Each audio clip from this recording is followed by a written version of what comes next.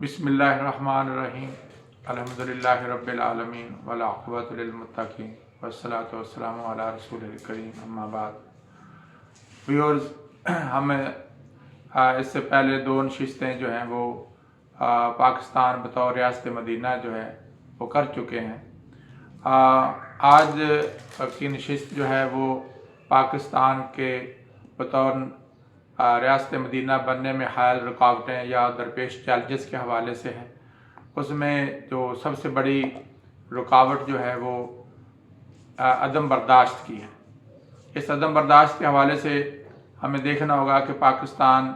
जैसे कि हम पहले बता चुके हैं कि कलमा ला इलाहा इल्लल्लाह मुहम्मदुर रसूलुल्लाह की बुनियाद पर कायम हुआ और ये दुनिया की वाहिद नज़रियाती रियासत है जो इस्लाम के नाम पे और एक जमहूरी जद्दोजहद के नतीजे में मार्ज़ वजूद में आई। लेकिन बदकिस्मती ये रही कि बहुत जल्द ही क़ायद-ए-आज़म अलैहि रहमत जो है वो इस दुनिया से रुखसत हो गए और उसके बाद जो हमारी सियासी क़यादत आई उसमें हम देखते हैं कि थोड़ा बहुत जो नज़्म व नस्क़ था वो लियाक़त अली ख़ां के दौर तक रहा, लेकिन उसको भी कुछ ही सालों बाद जो है वो अदम बर्दाश्त की बुनियाद पर कत्ल कर दिया गया। और लियाक़त अली ख़ां के बाद जब हम देखते हैं कि मुसलसल ये अदम बर्दाश्त का जो रवैया ही था कि आए दिन हुकूमतें बदल रही थीं और रियासती जो इदारे थे वो उसमें अमल दखल कर रहे थे और मुल्क में अजीब अफरा तफरी थी। और यही वजह है कि पाकिस्तान का आइन जो 1948-49 में बन जाना चाहिए था वो 1956 में बना, लेकिन उस वक्त भी महलाती साजिशें और अदम बर्दाश्त के वजूद की बुनियाद पे 1958 में मार्शल लॉ आ गया और अयूब खान ने वो आइन मुअत्तल कर दिया। यहाँ तक कि फिर ये जो नई हुकूमत आई इसने उस सियासी ज़ोमा के साथ वो सलूक किया, नेपडो के कानून के तहत उनके हालात को बुरा किया और आखिरकार जो है इस अदम बर्दाश्त के नतीजे में आखिरकार पाकिस्तान जो है उसको 1965 में एक जंग का सामना करना पड़ा और उसमें सुरखरुई के बावजूद पाकिस्तान के अंदरूनी हालात की बुनियाद पे उससे वो नताइज हम हासिल ना कर सके और बिलाखिर अयूब खान को भी एक अवामी दबाव के तहत हुकूमत को छोड़ना पड़ी और उसने फिर जाते जाते जो सबसे बड़ा जुल्म ये किया कि अपनी हुकूमत जो है वो जो आइन 1962 का उसके तरीके से वो एक तरीके से स्पीकर के हवाले करता। उसने फिर चीफ ऑफ आर्मी स्टाफ जो याह्या खां थे उनके हवाले की और उसके बाद हम देखते हैं कि जब 1 यूनिट तोड़ दिया गया और फिर पाकिस्तान में 1971 में जो इलेक्शन हुए 69 के इलेक्शन के नतीजे में शेख मुजीब रहमान जो है उसको ओवरऑल मेजॉरिटी मिली,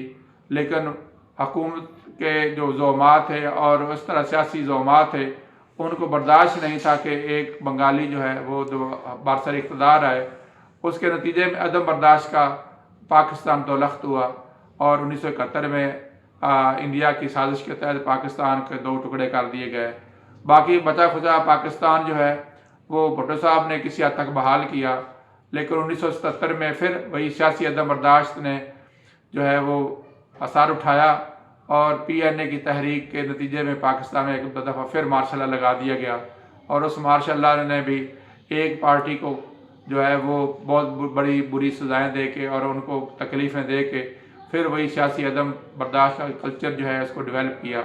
और ये फिर हम देखते हैं कि ज़िया की जो रहलत है उसके हादसे के बाद जो फिर दोबारा बेनज़ीर और नवाज शरीफ की जो इक़्तिदार की कुर्सी बारी बारी चल रही थी, लेकिन उसमें हम देखते हैं कि कोई एक दूसरे का वजूद तस्लीम करने के लिए तैयार नहीं था, जिसका खमियाजा पाकिस्तान ने भुगता। पाकिस्तान पे कर्ज़ों का बोझ बढ़ा और आखिरकार 1997 में जो हुकूमत नवाज शरीफ की एक बड़ी अक्सरियत के साथ, लेकिन वही अदालत उज़्मा अदालत आलिया के साथ उनके झगड़े पैदा हुए, अदालत के ऊपर हमला हुआ और 1999 में बिलाखिर मुशर्रफ जो है उसने इक़्तिदार फिर कब्ज़ा कर लिया और इस तरह से जो नवाज शरीफ की जो सियासी जमात थी उसको खुडे लाइन लगाया गया। तो ये एक सिलसिला है जो कि 2000 2008 میں مارشاء اللہ کا خاتمہ ہو گیا اور اس کی جگہ پہ جو جمہوری حکومتیں آئیں تو انہوں نے ایک دوسرے کو برداشت نہیں کیا. تو آج عمران خان تک ہم دیکھتے ہیں کہ آج کے دن کے تک جو حالات ہیں وہ برداشت کے نہیں. جن سیرت نبوی علیہ الصلوۃ والسلام سے جو ہمیں پتہ چلتا ہے کہ مسلمانوں کا سب سے بڑا جو چیلنج ہے وہ عدم برداشت ہے، اور اس کا علاج صرف برداشت ہے. نبی کریم علیہ الصلوۃ والسلام نے کفار کے ساتھ جو مقابلہ کیا، مکہ المکرمہ کی پوری زندگی آپ علیہ الصلوۃ والسلام کی نظر آتی ہے کہ انہوں نے آپ کے راستے میں کانٹے بچھائے، آپ کے راستے میں پتھر آپ کے اوپر برسائے گئے، آپ کو زخمی کیا گیا، آپ کو تکالیف دی گئی، آپ کے نام رکھے گئے، لیکن اس کے باوجود جب فتح مکہ ہوا تو آپ علیہ الصلوۃ والسلام نے سبھی کو معاف کر دیا. اس طرح سے صلح حدیبیہ کو اگر ہم دیکھتے ہیں تو وہاں پر بھی نبی کریم علیہ الصلوۃ والسلام جو ہیں انہوں نے باوجود کہ مسلمان اس وقت کمزور نہیں تھے، لیکن آپ نے وہ شرائط تسلیم کی تاکہ امن کا معاہدہ قائم ہو سکے، کیونکہ کمیونیکیشن کا راستہ قائم ہو سکے. اور مسلمان جو ہے دو طرف سے، ایک طرف یہودیوں سے لڑائی ہو رہی ہے اور ایک طرف سے قریش سے لڑائی ہوئی ہے، مسلمان یک طرفہ ہو سکیں اور مسلمانوں کے لیے زندگی کے راستے آسان ہو سکیں. چنانچہ آپ نے وہ معاہدہ ایک برداشت کے تحت کیا، جس کے پھر بعد میں مسلمانوں کو پتہ چلا کتنے زیادہ فائدہ ہوئے. برداشت کا ہی ایک بہت بڑا شاہکار جو ہے صلح حدیبیہ ہے. اس کے بعد ہم دیکھتے ہیں کہ جب نبی کریم صلی اللہ علیہ وسلم مکہ سے مدینہ کی طرف ہجرت کر گئے تو آپ علیہ السلام نے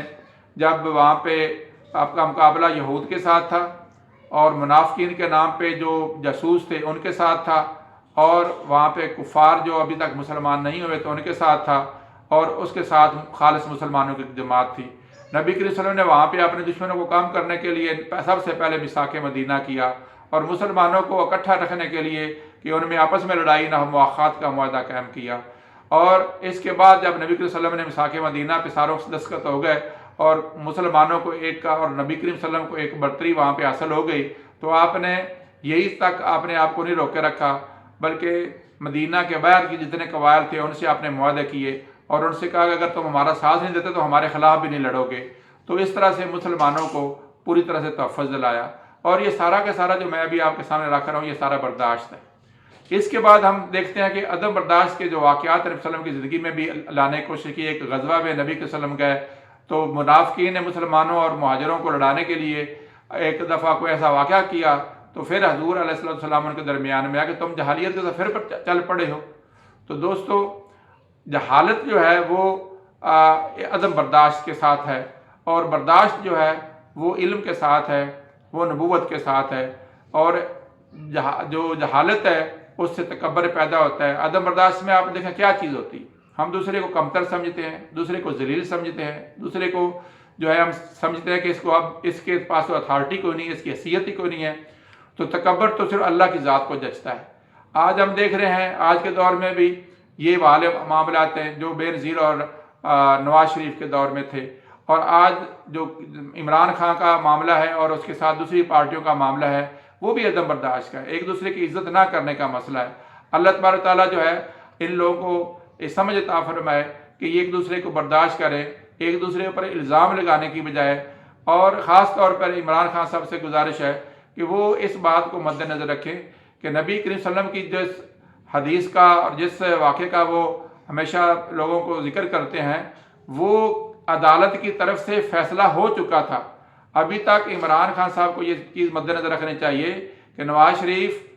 کے اوپر تو چلو ایک یا دو کیسز کا فیصلہ ہوا ہے، اس کے حوالے سے تو وہ بات کر سکتے ہیں، لیکن باقی مقدمات جن کا ابھی تک فیصلہ نہیں ہوا ان کے حوالے سے دوسروں کو چور یا ڈاکو یا ان کے اوپر بڑے بڑے فتوے لگانا نامناسب ہے. جب تک کہ عدالتیں ان کو اس بارے میں کنوکٹ نہیں کر دیتی اس وقت تک. اور اسی طرح سے عمران خان کے حوالے سے جو جماعتیں ہیں وہ سمجھتی کہ یہ تو کرکٹ کا پلیئر تھا، اس کو تو آتا کچھ نہیں ہے. دیکھیں آج اللہ تعالیٰ نے لوگوں کو اس کے ساتھ کر دیا ہے، لوگ اس کی بات کو سنتے ہیں، لوگ اس کی عزت کرتے ہیں، اس سے پیار کرتے ہیں. تو ان کو بھی اس بات کو مد نظر رکھنا چاہیے کہ اس کو آج کرکٹ کا کھلاڑی نہ سمجھیں، بلکہ آج کے ایک حقیقت کے طور پر اس کو لیں، اور وہ ایک بہت بڑے پالیٹیشین کے طور پر، ایک بڑی جماعت کے طور پر ہمارے سامنے موجود ہے. اس طرح سے جو ہماری سابقہ جماعتیں ہیں، پیپلز پارٹی ہے، جماعت اسلامی ہے، مسلم لیگ نواز گروپ ہے یا دیگر جماعتیں ہیں، وہ بھی اپنا ایک وجود رکھتی ہے، عوامی نیشنل پارٹی ہے، یہ MQM ہے، ان ساری جماعتوں کا ایک وجود ہے، ان کی حیثیت ہے، اور اگر ان کی کسی وقت اکثریت کم یا زیادہ ہوتی ہے تو اس زوم میں کسی جماعت کو نہیں رہنا چاہیے، یہ جو اکثریت ہے ہر وقت ٹوٹتی پھوٹتی رہتی ہے۔ دوستو اس کی جیسے میں ابھی آپ کو کہا کہ نبی کریم صلی اللہ علیہ وسلم نے جو فتح حاصل کی، کامیابی حاصل کی، وہ برداشت کے ذریعے کی۔ آپ نے دشمنوں کو مسخر کیا، برداشت کر کے کیا، ان کو اپنے اخلاق حسنہ اور اپنے حلم اور برداشت کے ساتھ لوگوں کو بتایا کہ اللہ تعالیٰ نے مجھے برتری عطا فرمائی ہے، اور وہ لوگ آپ کے سامنے اس طرح سرنگوں ہوئے کہ ان کا دل مانتا تھا کہ نبی صلی اللہ علیہ وسلم کی عزت کی جائے۔ ہمیشہ یاد رکھیں کہ برداشت والے کو اللہ تعالیٰ عزت عطا فرماتے ہیں، اور عدم برداشت سے انسان گالی گلوچ کرتا ہے، برے الفاظ کہتا ہے، دوسرے کو تسلیم نہیں کرتا، تکبر کا شکار ہوتا ہے، اور تکبر جو ہے وہ اتنی بڑی بیماری ہے، نفرت اتنی بڑی بیماری ہے کہ وہ انسانی معاشرے کو آگ کی طرح کھا جاتی ہے۔ چنانچہ آج میں آپ کو اسلامی تاریخ سے جو مثال دیتا ہوں کہ عدم برداشت کا جو پہلا واقعہ حضرت عثمان رضی اللہ تعالیٰ عنہ کے زمانے میں پیش ہوا، کہ جب وہ لوگ آئے اور انہوں نے کہا جی کہ ہماری مرضی کا گورنر لگائیں، ہماری مرضی کے یہ کام کریں، اور پھر اس کے بعد جب کوئی معاملات میں خرابی ہوئی تو انہوں نے کہا کہ وہ لوگ ہمارے حوالے کر دیں، ہم ان کو خود قتل کریں گے۔ دیکھیں جب ریاستی عمل دخل ہو تو جب لوگوں کے حوالے کیا جائے گا تو پھر تو ریاست ختم ہوگی۔ جیسے آج ہم دیکھتے ہیں کہ پاکستان میں ریاستی عمل دخل ختم ہو گیا ہے، لوگ بیچارے اپنی جگہ پہ پریشان ہیں، ان کی پریشانیوں میں اضافہ ہو رہا ہے، غربت میں اضافہ ہو رہا ہے۔ اور اس کے بعد یہی بات جب آگے بڑھی تو سیدنا عثمان غنی رضی اللہ تعالیٰ عنہ کی شہادت ہو جاتی ہے۔ پھر سیدنا علی رضی اللہ تعالیٰ عنہ کے ساتھ جو لوگ آئے بدقسمتی سے، ان میں سے کچھ لوگ وہ بھی تھے جنہوں نے حضرت عثمان رضی اللہ تعالیٰ عنہ کی شہادت میں حصہ لیا، لیکن حضرت امیر معاویہ رضی اللہ تعالیٰ عنہ نے جب مطالبہ کیا کہ وہ لوگ سب سے پہلے ہمارے حوالے کر دیں، ہم پھر بیعت کریں گے، تو اس کا بھی نقصان کیا ہوا کہ اس کے بعد امت جو ہے دو حصوں میں بٹ گئی، اور مسلمان 5-6 سال کی خانہ جنگی کا شکار رہے، بہت سارے مسلمانوں کی شہادتیں ہوئیں، مسلمانوں کی بہر کی جو فتوحات رک گئیں۔ اور پھر اللہ کا شکر ہے کہ حضرت امام حسن رضی اللہ تعالیٰ عنہ نے حضرت امیر معاویہ رضی اللہ تعالیٰ عنہ کے ساتھ جو معاہدہ کیا، اس کے نتیجے میں مسلمانوں میں پھر ایک امن قائم ہوا۔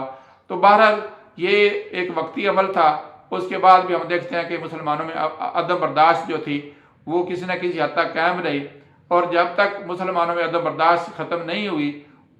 اس وقت تک مسلمانوں کو کوئی خاص کامیابی حاصل نہیں ہوئی۔ آج بھی اگر ہم پاکستان کو ریاست مدینہ بنانا چاہتے ہیں تو آج بھی بفضل تعالیٰ تمام جماعتیں مسلمان ہیں، ان کے نظریات تھوڑے سے مختلف ہو سکتے ہیں، ان کا پوائنٹ آف ویو مختلف ہو سکتا ہے، تو ان سے بات چیت کی جائے، اپنی بات ان کے سامنے رکھی جائے اور ان کی بات سنی جائے، اور یہ ساری جماعتوں کو ایک دوسرے کے ساتھ کرنا چاہیے۔ اللہ تبارک تعالیٰ سے دعا ہے کہ وہ ہمارے حکمرانوں کو، ہمارے جن جماعتوں کو جو ہے وہ ایک دوسرے کے ساتھ برداشت کرنے کا، ایک دوسرے کی بات سننے کا، بات چیت کرنے کا موقع دے،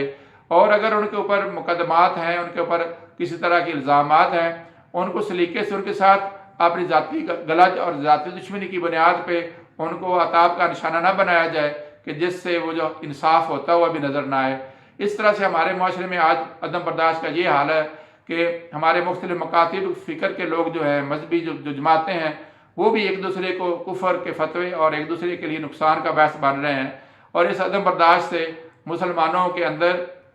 محبت، بھائی چارہ، ہم آہنگی اور ایک دوسرے کا جو درد ہے وہ ختم ہو گیا ہے۔ ہر آدمی دوسرے کو لوٹ رہا ہے، ہر آدمی دوسرے کو تکلیف دے رہا ہے، لیکن ہر آدمی جو ہے اپنی جگہ پہ اس سب کچھ کرنے کے باوجود خوش نہیں ہے، تکلیف میں ہے، مشقت میں ہے۔ تو دوستو آج اگر ہم چاہتے ہیں کہ ریاست مدینہ بن جائے تو ہمیں اپنے گھر میں ہر فرد کو غور کرنا چاہیے، اپنے بہن بھائیوں کے بارے میں ہمیں غور کرنا چاہیے، اس سے بڑے اگر ہم محلے میں آئے تو محلے پہ غور کرنا چاہیے، تاکہ برداشت کا کلچر جو ہے وہ ہمارے اندر آئے۔ اور برداشت کا کلچر ایک ہی ہے